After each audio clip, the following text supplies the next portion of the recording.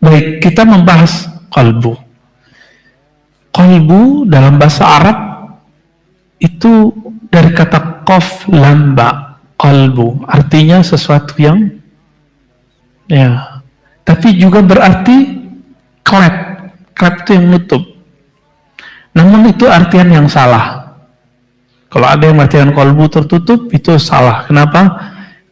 Qalbu itu tertutup bukan artinya, tapi kondisinya kalau dia sedang ingkar kepada Allah, maka dia dapat ghisyawah. Jadi tidak benar ada cocokologi ke bahasa Inggris mengartikan qalbu dengan klep. Qalbu summiyal qalbu litaqallubihi. Begitu kata Imam Al-Qushairi. Qalbu disebut qalb karena dia yataqallub, berubah-ubah. Pagi ini iman, ntar kalau pulang nonton lagi nggak jelas lagi, nonton YouTube lagi nggak jelas lagi, ntar pergi ke mall matanya kemana-mana lagi, ya. Ini yang disebut qalbu berubah-ubah. Hari ini seneng sama Ustadz Fulan, nanti beberapa bulan ke depan denger Ustadznya cerai nggak seneng. Apa hubungannya coba? Nabi juga pernah cerai kok nggak seneng. Macam-macam. Jadi qalbu itu berubah-ubah. Maka cinta seseorang kepada orang lain ada yang karena zatnya, ada yang karena faktor X. Faktor X itu sesuatu yang sesuai menurut saya, maka saya suka dia. Kalau udah di luar ekspektasi saya gak suka dia. Maka dalam tradisi ahli qalbu, cinta itu ada dua, ada cinta simpati, ada cinta empati. Cinta simpati itu saya melihat orang itu, lalu hati saya tersentuh karena penampilan fisiknya, penampilan atau ngomongnya. Tapi kalau nanti ada perubahan pada orang itu, saya kemudian tidak mempercayainya, bahkan membencinya. Tapi kalau pakai qalbu, itu disebut empati. Mau orangnya berubah, cintanya nggak berubah. Maka disinilah banyak perbedaan antara murid yang shadiq, murid yang sungguh-sungguh dengan murid yang tidak sungguh-sungguh, yang kazib. Jadi ketika berguru kepada seorang ulama, standar kesolehan itu menurut akal kita atau menurut ulama itu akan beda nanti. Dulu saya masih ingat waktu Agim masih sendiri, ibu-ibu ngomong gini ke saya, kalau kayak Agim orang kaya, terkenal, soleh, istrinya 4 juga boleh, Tat. Gitu. Serius Bu? Iya, tahun depan beliau nikah. Ibu itu juga yang ngomong, katanya menjaga qalbu, katanya jaga hati, kok istrinya 2? Jadi dalam pikiran sebagian orang, kalau hati bersih itu nggak boleh menikah gitu. Kalau perlu nggak nikah. Itu sama dengan memalaikatkan guru. Saya mau tanya, yang nggak dosa itu guru apa nabi? Nabi. Kalau kita mengatakan guruku nggak mungkin salah, kalau salah dia bukan guru, kita telah menjadi pengkultus guru-guru. Apa bedanya sama Syiah? Tahu Syiah ya? Syiah itu meyakini imam-imam itu maksum, terpelihara dari dosa. Ahlus sunnah enggak. Ahlus sunnah hanya meyakini Nabi itu termaksum, terpelihara dari dosa. Kalau ulama cuma mahfuz. Apa arti mahfuz? Mahfuz itu dijaga, kalau terjebak cepat diambil oleh Allah. Kalau terjebak cepat ditarik oleh Allah. Itu beda ulama dengan Rasul. Jadi mulai hari ini saya berharap bapak-bapak, ibu-ibu, kalau mandang ustadz jangan dimalaikatkan. Anggap ustadz itu manusia. Bedanya, yarfa'illahu allazina amanu Walladzina utul ilma darajat. Allah angkat orang beriman, sama, kita dah sama. Tapi ada naik dikit. Orang-orang yang diberi ilmu, ini kalimatnya kata kunci. Maka seorang yang punya ilmu gak boleh merasa berilmu. Kenapa? Utu dalam bahasa Arab diberi, pasif. Diberi ilmu, orang-orang yang diberi ilmu diangkat beberapa derajat. Satu derajat itu kalau di hadis antara langit dan bumi. Kalau di hadis ya. Nanti di akhirat satu derajat itu antara langit dan bumi. Makanya ulama itu sanggup tahajud tiap malam. Bahkan sanggup nggak tidur. Ulama itu sanggup duduk berjam-jam. Kenapa? Makomnya memang jauh di sana. Mereka bisa khatam. Itu ada ulama di Cirebon. Bukan orang Arab, Pak, ada Indonesia. Namanya Kiai Hasim kalau nggak salah dulu ya. Itu kalau ngaji ba'da subuh, duha udah khatam. Duha udah khatam. Jam 8, jam 9 udah beres. Itu kecepatan otaknya gimana tuh? Saya tadinya nggak percaya, dikritik sama salah seorang jamaah. Ente ini katanya belajar hadis, kok nggak sesuai sunnah? Saya kaget digituin, Mbak. Maksud Anda gimana? Dulu Abdullah bin Amr bin Al-As, Nabi katakan, jangan baca kurang dari 3 hari. Jadi nggak boleh khatam kurang dari 3 hari. Ya, saya senyum. Selesai dia ngomong, kita yang ceramah, dia ngomong 15 menit. Kita kasih aja, Pak. Dia biarin ya. Sejak itu habis nggak datang lagi tempat dia. Ya. Tapi kita kasih pelajaran.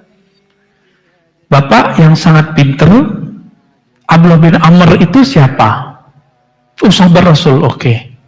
Bapak kenal Utsman bin Affan? Oh kenal, siapa itu? Khalifah ketiga, oh belum cukup. Beliau sebelum jadi khalifah siapanya Nabi? Mantunya Nabi. Nabi kalau pakai sarung, ke muka lutut biasa aja. Tapi kalau Utsman lewat, Nabi tutup. Begitu hormat Nabi kepada Utsman. Bapak tahu gimana Utsman? Utsman puasa tiap hari, khatam 8 kali dalam sehari semalam. Kaget ya, loh masa Ustadz? Ya baca aja buku Tibyan. Ya, ada kitab Tibyan karya Imam An-Nawawi mengenai adab-adab penghafal Quran. Di situ disebutkan mulai dari 3 hari, 10 hari, sampai kemudian mengagetkan tadi. Paling banyak itu Utsman sehari bisa khatam 8 kali. Itu gimana caranya? Nantilah saya cerita gimana caranya ya. Nabi kenapa bisa dari Masjidil Haram ke Masjidil Aqsa? Ini Aqsa namanya. Cuma dalam beberapa jam. Balik lagi ke langit, balik lagi. Nah itu beliau masih di alam dunia, tapi dimensi kolbunya sudah beda. Jadi membacanya dengan kolbu, bukan dengan lidah saja. Lidah baca, tapi lidah yang ikut kolbu. Inilah bedanya kita. Kita itu khusyuknya ngikutin suara imam. Kalau imam bacanya syahdu, kita nangis. Karena khusyuknya baru dari telinga. Belum dari kolbu. Gitu ya. Nah ini contohnya ya. Habis itu saya nggak datang lagi Pak ke situ. Diundang saya, itu udah ada orang pinter di sana, ngapain lagi ngundang saya gitu. Nggak ingin mempermalukan seorang ustadz di depan jamaah, tapi lupa dalilnya kurang banyak, bacanya baru terjemahan, kritis tapi nggak berbobot gitu. Banyak Pak hari ini yang begitu. Bapak coba aja lihat, buka YouTube, komentarnya lebih seru dibaca daripada, benar nggak, kajiannya lebih ramai. Orang yang punya kolbu nggak tertarik kemarin begitu, dipuji nggak melayang, dicaci nggak terpuruk. Tapi kalau nggak punya kolbu, emosi.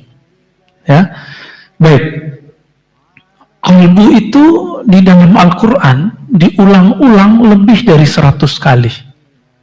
Kata kulub kita temukan 104. Kata kolbu sekitar 12 atau 13. Berarti kalau digabung berapa Pak?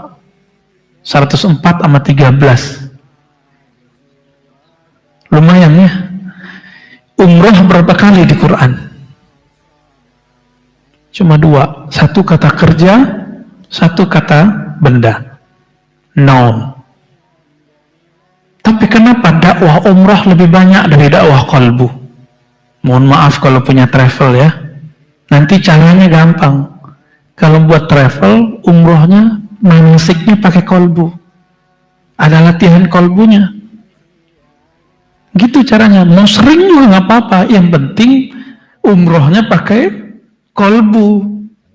Jangan pakai abu-abu. Ya. Saya udah sering cerita. Karena ini tanda syukur kawan saya ketemu ilmu qalbu, dia cerita. Ustadz. Dia juga ustadz. Tamatan Azhar 4 tahun, jadi mutawif 4 tahun di Mekah. Apa kata beliau? Saya ini Ustadz, jadi ustadz 4 tahun di Mekah untuk mutawif. Tapi setiap kali tawaf di depan multazam, yang saya pandang bukan Allah, tapi yang saya pandang real, menari-nari di kepala jamaah. Connect gak maksudnya? Jadi yang dia bayangkan nanti dapat tips dari jamaah. Itu dicerita. Lalu dia terbebas dari belenggu itu, bahagianya bukan main, dan dia cerita kepada kita.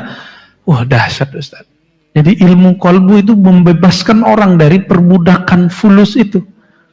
Apa kata Nabi? Ta'iba abdud dinar, ta'iba abdud dirham. Sungguh lelah orang yang disebut hamba fulus, hamba dinar, hamba dirham, hamba dolar, hamba rupiah, hamba real. Lelah bukan main. Ya kita coba aja gimana capeknya cari duit. Walaupun rezekinya lancar tapi lelah, ada kelelahan. Nah kelelahan itu yang kemudian Nabi telah buat kaidahnya semenjak beliau masih hidup. Ta'ibah, pasti lelah, pasti capek. Orang yang mencari fulus. Di situ kalimatnya abdud dinar, hamba fulus. Maka kita boleh cari fulus, tapi jangan jadi hamba fulus. Gitu. Karena di Quran itu berulang-ulang kata qalbu. Saya sudah hitung, bahkan lebih banyak dari sholat. Sholat itu separuhnya qalbu. Jadi kalau ada 100-an, paling cuma 50-an kata sholat di Quran. Kata zakat lebih kurang lagi. Infak yang banyak. Kalau infak dan zakat digabung, ada 80-an. Kenapa qalbu lebih banyak? Kira-kira apa itu? Orang kalau dia sholat, gak pakai qalbu, gak ada maknanya. Zakat, infak gak pakai qalbu, gak ada maknanya. Umroh, yang apalagi yang cuma disebut 2 kali di Quran, gak pakai qalbu, gak ada maknanya. Cuma jalan-jalan aja ngeliat padang pasir. Makanya mohon maaf, kita kalau umroh, saya ngeliat jamaah tuh ada bengong gitu ya, duduk ngeliatin orang lewat, itu aja kerjaannya.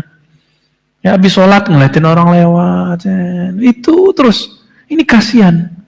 Udah di tempat suci, tapi qalbunya tidak disucikan sebelum masuk. Akhirnya apa yang terjadi? Di sana ngayal, bengong gitu. Padahal kita bisa zikir, bisa sholat, bisa khatam Quran. Kan banyak menu-menunya zikir, menu-menu qalbu.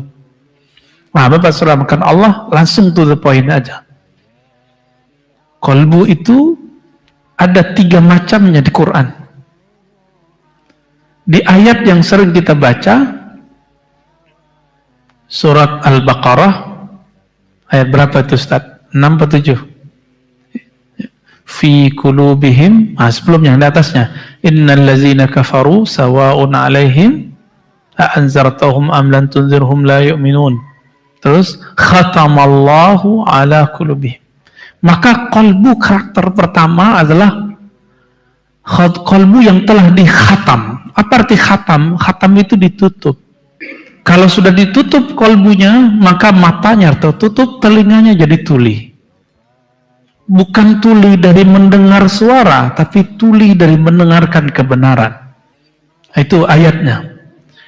Ini disebut kolbul kafir, kolbu orang kafir. Maka di situ ayatnya cuma 2, karena kafir itu jelas. Jadi di Quran ayat tentang orang kafir tuh nggak banyak, yang banyak ayat tentang munafik.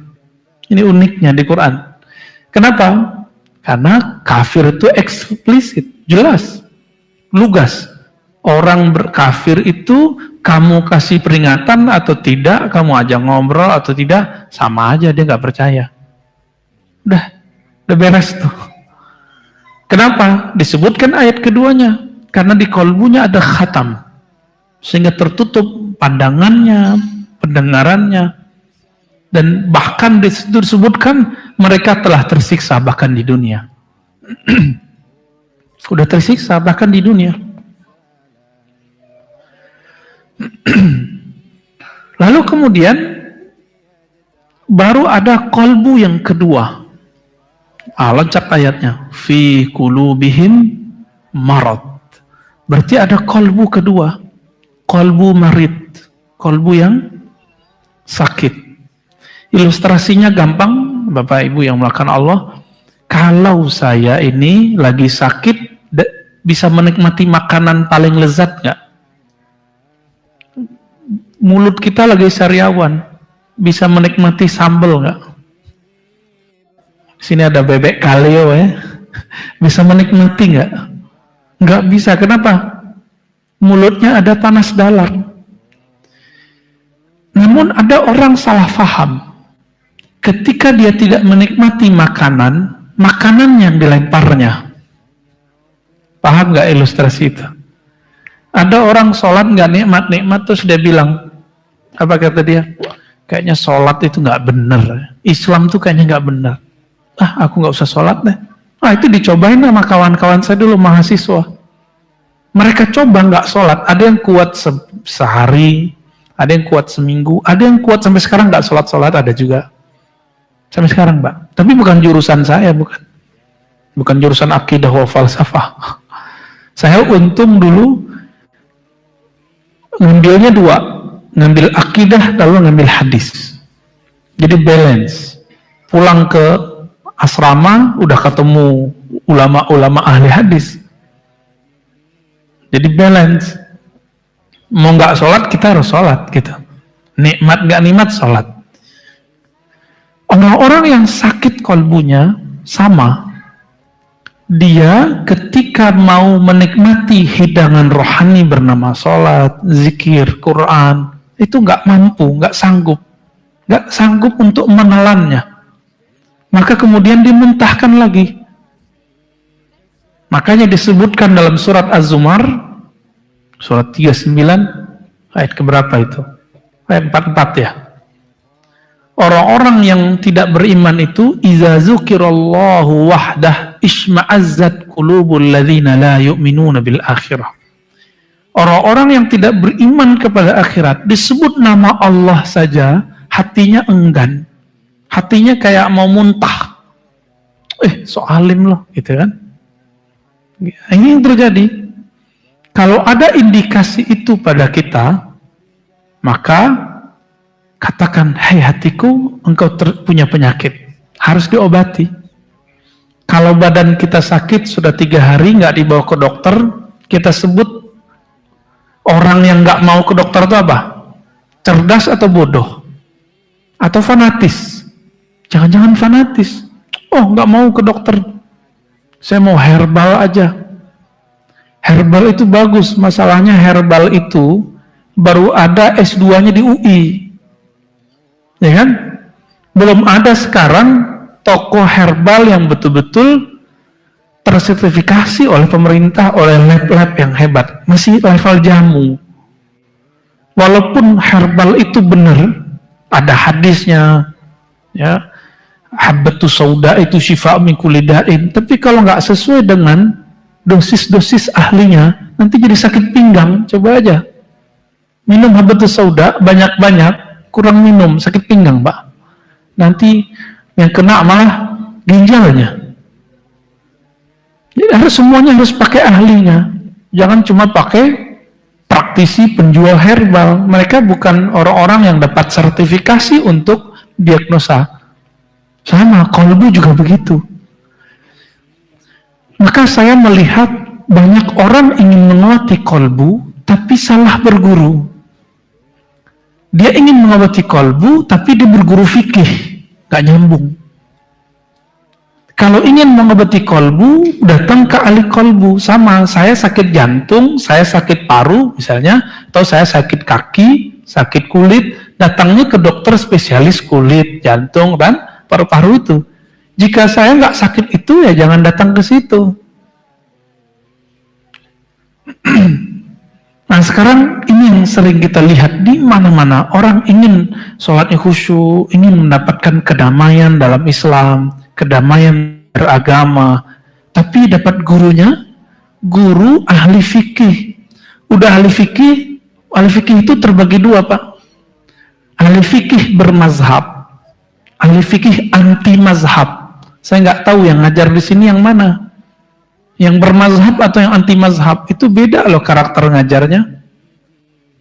Kalau yang bermazhab itu hukum ada 5. Wajib, mustahab atau sunnah, mubah, makruh, haram. Maka sangat elastis. Belajar fikih dengan orang ini asik. Sangat elastis. Islam itu nggak hitam putih, tapi warna-warni. 5 hukumnya. Jadi satu barang hukumnya bisa 5. Satu amal hukumnya bisa 5. Tapi lain dengan yang tidak bermazhab ini. Anti mazhab. Maunya hitam putih. Hukum cuma 2. Sunnah bid'ah. Nah ini akan beda. Maka belajar fikih begini bukan menyehatkan kolbu, mencederai kolbu. Kolbunya rusak, tambah rusak. Masuk masjid, nanti ngeliat, wah imamnya sarungnya di bawah mata kaki. Gitu. Gak terima sholatnya. Lihat lagi, jenggot imamnya kurang panjang. Wah, gak sunnah. Yang sunnah cuma beberapa orang doang. Nah, Pak Haddad gak punya jenggot nih. Celananya udah jingkrang, tapi jenggotnya gak ada. Kurang lengkap Pak Haddad. Ini contohnya.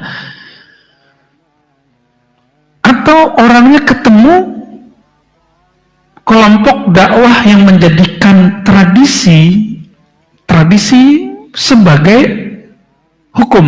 Nah ini beda lagi. Tradisi Arab dijadikan hukum, itu beda Pak. Contoh. Sebenarnya sholat pakai serban itu sunnah nggak?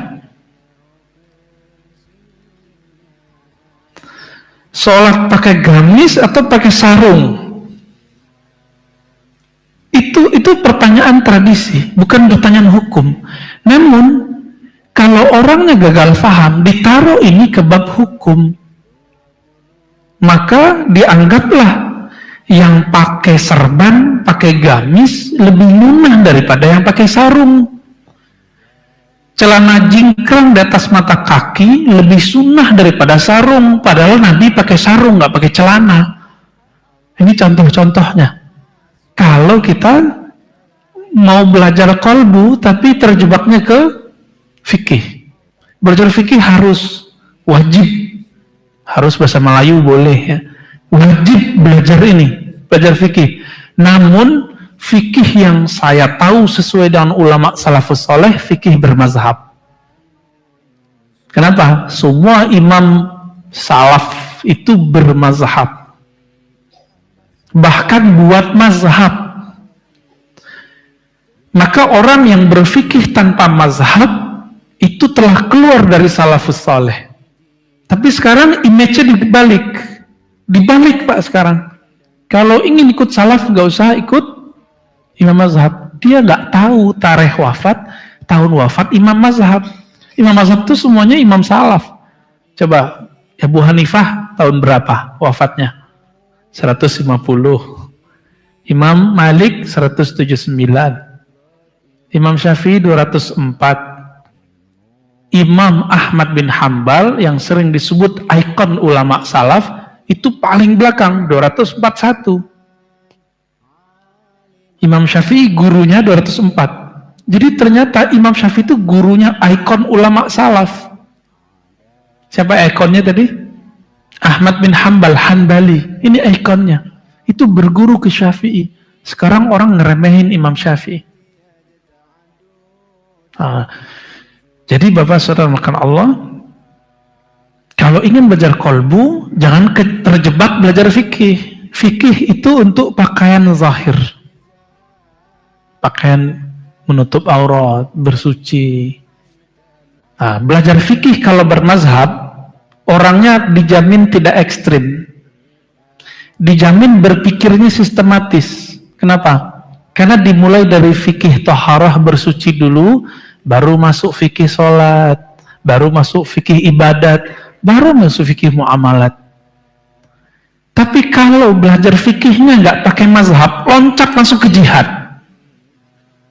Makanya sekarang banyak gerakan, ayo jihad, ayo jihad. Demo kok disebut jihad tuh dari mana? Demo itu terbagi dua. Ada demo kebencian, ada demo jihad. Isinya mana? Tapi bukan jihad yang seperti yang dimaksud dalam Al-Quran dan Sunnah demo itu. Nah itu harus dibedain. Kenapa? Karena belajar fikihnya loncat. Mau belajar Islamnya cuma pas ada event-event pemilihan umum doang, mau pemilihan daerah. Sekarang kemana itu? Kemana orang yang ngumpul tadinya rame-rame itu di masjid sholat nggak? Kita bertanya Pak di mana-mana. Yang tadinya teriak-teriak, saya dibentak di masjid. Kita itu menginginkan 0102 itu dulu, udahlah di masjid kalian tenang-tenang aja, nanti ramenya di dua masjid situ. Dibentak pakai takbir. Saya bentak balik pakai takbir. Ya kabur deh Pak. Tapi habis itu udah, oke, kalau ini gaya kalian di masjid, kita nggak akan mau ngajar di masjid yang begini. Betul-betul beberapa bulan yang lalu itu masjid kayak perang. Nggak tahu masjid ini masuk nggak? Masuk ya. Dan kita sedih. Orang yang diperjuangkan ternyata jadi menteri. Ya, mereka biasa-biasa aja. Oh, saya usut-usut karena saya belajar, alhamdulillah, sejarah ekstremis di dalam Islam. Itu dipakai metodenya dalam pemilu kemarin. Apa itu? Dalam bab iman, iman itu seringnya apa Pak? Iman adalah pembenaran di hati, ya kan? Apalagi? Iqrar dengan lisan. Yang ketiga, perbuatan. Bapak jangan lupa, ini harus dibagi dua. Iman itu 3, tapi dibagi 2. Yang pertama pokok iman, yang kedua, ketiga cabang iman. Yang pertama nggak boleh nambah, nggak boleh kurang. Yang kedua, ketiga boleh nambah, boleh kurang, boleh beda. Dulu ada kelompok yang mengkafirkan sahabat Nabi bernama Khawarij. Pernah dengar? Khawarij ini mengkafirkan Ali. Kenapa? Ali mau menerima diplomasi dengan Muawiyah. Kalah, diterima. Apa kata orang Khawarij? Ente berhukum dengan selain hukum Allah. Taghut ente. Kafirta billahil azim. Maka lagi sholat subuh Ali ditusuk dari belakang, matilah beliau. Siapa yang masuk? Ibnu Muljam. Seorang yang zahirnya soleh, batinnya rusak. Batinnya penuh kebencian. Zahirnya soleh, tapi batinnya penuh kebencian. Nah, jangan-jangan kita ketemu orang-orang begitu beberapa bulan ini. Mulut ini sama kayak keran Pak. Keran itu kalau airnya kotor di tandonnya, keluarnya kotor nggak? Airnya bening, keluarnya bening? Tergantung di dalam tandon kolbunya bening atau kotor. Dalamnya ada kebun binatang, keluarnya si guguk, keluarnya monyet, keluarnya gajah. Kalau dalamnya jorok toilet, ya keluarnya kalimat-kalimat jorok. Tergantung. Ini mulut ini nih. Di sini adanya.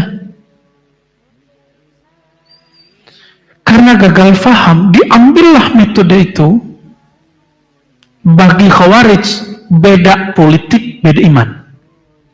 Itu Khawarij. Ingat-ingat, nanti kalau 5 tahun lagi kejadian, ingat-ingat ini. Beda politik, beda iman. Itu kelompok apa? Khawarij ekstremis di kalangan Muslim. Bukan Islam. Islam nggak ada ekstrim. Muslim ada. Muslim orangnya. Islamnya nggak pernah ngajarkan ekstremisme. Ini PR besar kita, Pak. Kalau ada pengurus, ini PR besar pengurus. Pengurus kalau nggak alim, bertanya ke orang alim. Ini mau seleksi ustadznya gimana? Harus, itu wajib. Harus disurvei. Orangnya gimana, kajiannya gimana. Karena kalimat-kalimat seperti ini, kata Nabi, inna fil bayan la sihir. Dalam hadis Sahih Bukhari, di dalam retorika itu ada sihir. Sihir itu apa? Bisa merubah paradigma orang, cara pandang orang, benar nggak? Yang ditampilkan tali, yang kelihatan ular. Itu Pak, yang waras kemarin nggak banyak. Saya kan hampir golput kemarin tuh, ya, hampir golput kemarin itu, karena kita ngeliat, wah ini Khawarij dipakai lagi, benar-benar gila, handphone kita sampai panas. Di semua grup itu panasnya bukan handphonenya panas, Pak. Kalau kita buka, kita ikut panas, ya kan? Kita panas semua di mana-mana. Sampai kalimat neraka muncul cuma karena beda 01 sama 02. Allahu Akbar. Khawarij kan ngomong gitu. Beda pilihan, beda iman, beda surga sama neraka. Maka kalbu yang sakit itu terbagi dua. Kalbu yang berkaitan dengan intelektual, ada kalbu yang berkaitan dengan spiritual, rohani. Kalau intelektual itu disebabkan oleh ngajinya ke siapa, bergurunya kemana, dengar YouTube-nya YouTube yang kayak gimana. Maka kajian-kajian itu akan mempengaruhi kesehatan kalbu yang berkaitan dengan akal. Lahum qulubu ya'qiluna biha. Surat Al-Hajj ya. Afalam yasiru fil ard fatakun lahum qulubun ya'qiluna biha. Apakah mereka enggak piknik, enggak jalan-jalan ke muka bumi, ke bumi pemikiran, bumi kalbu, bumi keilmuan, ranah keilmuan, sehingga mereka punya kalbu berpikir dengannya. Ini yang kita sebut intelektual. Maka ngaji itu harus piknik. Imam Abu Hanifah, gurunya 4.000, Pak. Di zaman gak ada YouTube, gak ada Grab, gak ada mobil, itu bergurunya ke 4.000 orang. Kenapa? Karena beliau tinggal di Kufah. Kufah itu pusat orang berilmu. Sampingnya ada Basrah, sampingnya ada Baghdad. Situ aja udah 4.000 sudah. Kalau dia ke Mekah udah ketemu lagi, ke Madinah udah ketemu lagi. Ulama-ulama hebat. Ada yang bisa berguru sebanyak itu, Pak? 4.000. Coba dihitung gurunya ada berapa? Ya? Saya sering cerita tentang Bukhari. Imam Bukhari itu bergurunya hampir 2.000. Sekitar 1.700-an orang. Makanya jadi Imam Bukhari. Kita cek yang beda faham sama Imam Bukhari ada berapa guru. Bukhari Muslim digabung gurunya sekitar 75 lebih. Itu beda akidah. Bukan hanya beda mazhab dan manhaj, beda akidah. Ada yang Qadariyah, ada yang Syiah. Dia berguru. Kenapa? Ternyata isu yang lama yang pernah berkembang, ambil yang baik, buang yang buruk, itu benar. Kata kawan kita itu nggak boleh. Padahal itu dilakukan oleh Imam Bukhari Muslim, Imam Salafus Saleh. Kalau ingin ikut salaf, begitu bergurunya. Namun, untuk masjid harus satu warna, Pak. Ahlus sunnah. Tapi kalau Bapak punya guru ngaji ke siapa, itu gurunya boleh macam-macam. Kalau untuk masjid harus rapi. Ahlus sunnah akidahnya, ahlus sunnah fikihnya, ahlus sunnah ilmu, tazkiyatun nufus dan tasawufnya. Kalau enggak nanti rame. Di beberapa masjid udah kemasukan ustadz-ustadz Syiah. Saya kasih tahu, Pak, ini Syiah. Oh, nggak apa-apa, kita udah dewasa, Pak Ustadz. Waduh, lebih pintar dia dari saya. Pak, saya yang capek. Capek kenapa? Pekan sebelum saya dia yang ngajar, pekan berikutnya saya ngajar. Capek, Pak, meluruskan pertanyaan-pertanyaan jamaah. Jadi jamaah itu kalau udah ketemu saya, ngadu, Ustadz gimana ini. Waduh, capek. Dan itu udah jalan setahun, kita ingetin nggak mau. Kita pinter kok Ustadz, kita bisa kok. Udah, saya nggak mau lagi ke sana, Pak. Jadi mohon maaf, saya agak sedikit selektif ngajar. Yang kira-kira hati saya nyaman di situ, baru saya ngajar. Karena ngajar kalau nggak pakai kolbu, nggak enak. Baru 5 menit, rasanya udah 15 menit.